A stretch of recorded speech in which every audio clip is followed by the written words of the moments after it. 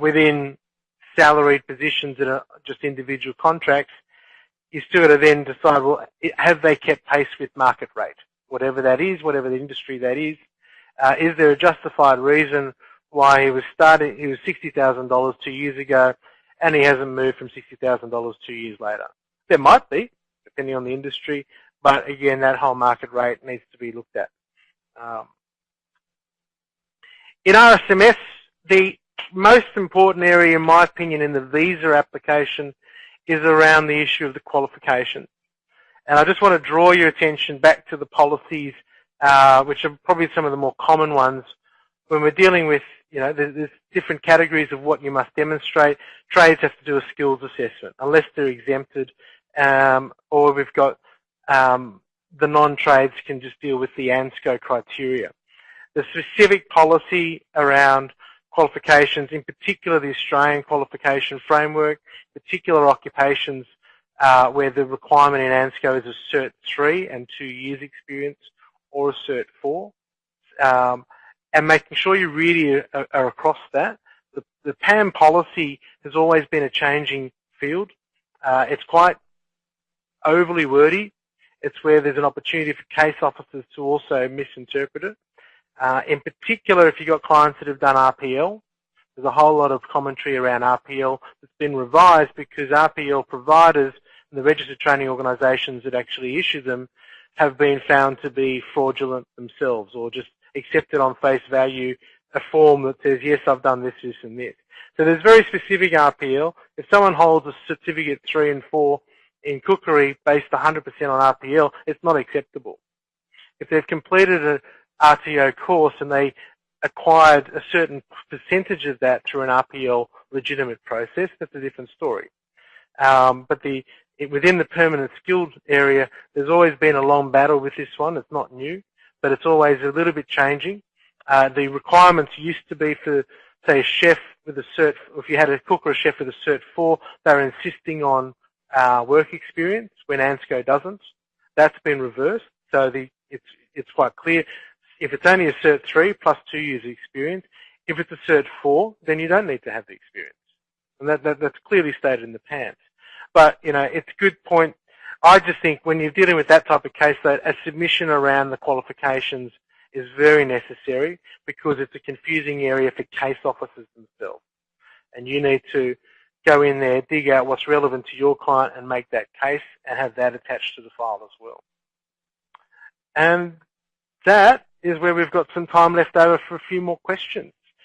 I'll start with Brendan, and then we'll take some questions from the webinar team.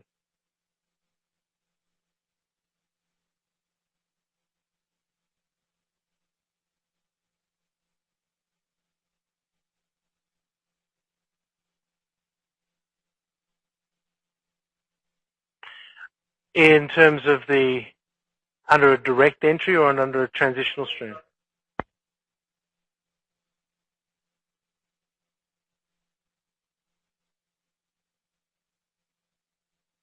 Yeah, in the last 12 months or in the last financial year.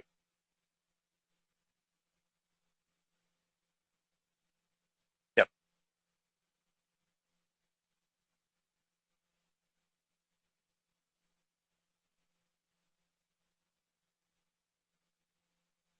I'll repeat the question for everyone. So the question is, where we have a ENS direct entry or transitional stream. Transitional stream is looking at meeting the training obligations on the 457, so that would be always prior to the application being lodged. Under the instrument now for direct entry, it talks about recent 12 months or last financial year, but could you interpret that to be recent at the time of decision? Is that the question?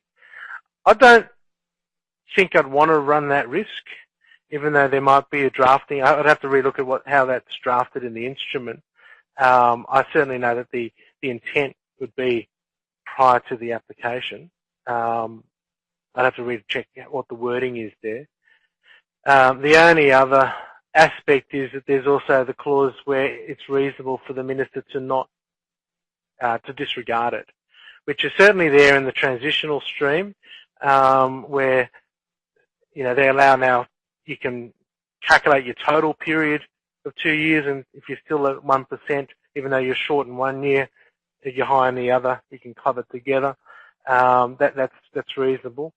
I've got a couple of cases at the moment where we're going to test the friendship with the department on reasonable, but we had to lodge, so we're going to, in that case, the payroll is very, very high.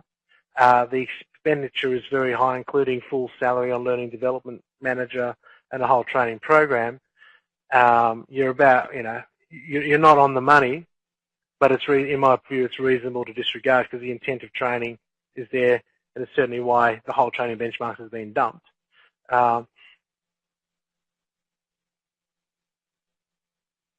I think you're better off arguing it's reasonable to disregard, but you'd want to have a look at AAT decisions around that particular clause within 5.19 before you thought that was a good idea.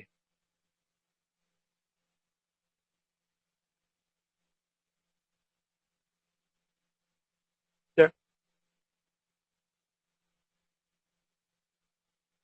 And so, as the AAT always reminds the department, policy is not law.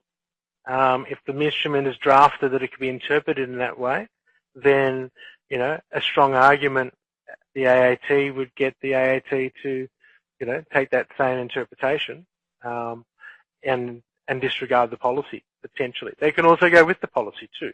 So if you're already down that path and you can't go backwards, then you push forward, but make sure the client's quite aware of that, of the risks.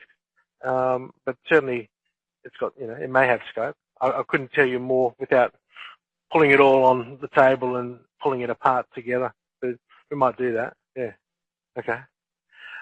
Other questions from the...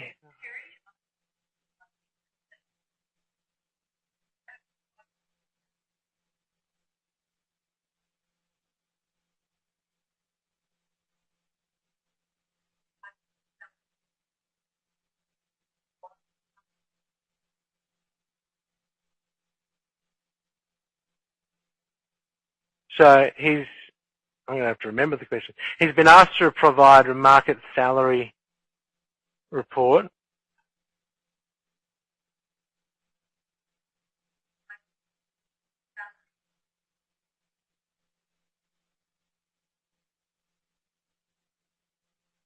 I would be providing the current one because that's what it is.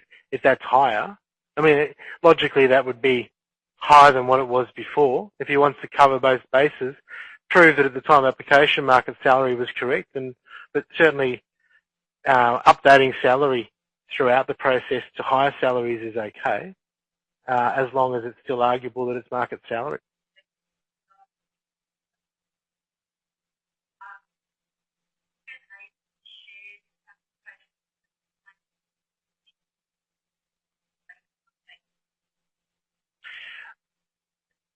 Technology allows you to. Do not ever do that. Your client will mess up their file.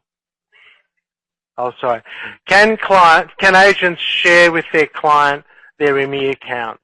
The technology in the IMI account allows you to do that. You will ruin your client's chances of success because guaranteed they'll do something silly in there, and they'll update something incorrectly or God knows what. Don't let them touch the IMI account. It's more hassle than it's worth. I think I have a client clients can also import without your approval. They can just simply import and they can see what's going on in there. Now, they're allowed to do that. They've got a legal right to do that. It's annoying because when they ring up and say, there's all these documents that haven't been uploaded because they're all completely irrelevant listed documents, like the military certificates and other things like that. Because the whole thing's dumped there. Why haven't you uploaded this? Why haven't you uploaded that? But they can do that. I have a very specific criteria with clients where it's in their contract. If you touch the account, you can look, don't touch. If you touch it, I'm no longer responsible for the outcome, and you can't blame me for a refusal if you do anything, touching documents, uploading documents, or anything else. So hands off, you can look at it, but that's as much as it is. Don't share, don't actively invite that headache into your business.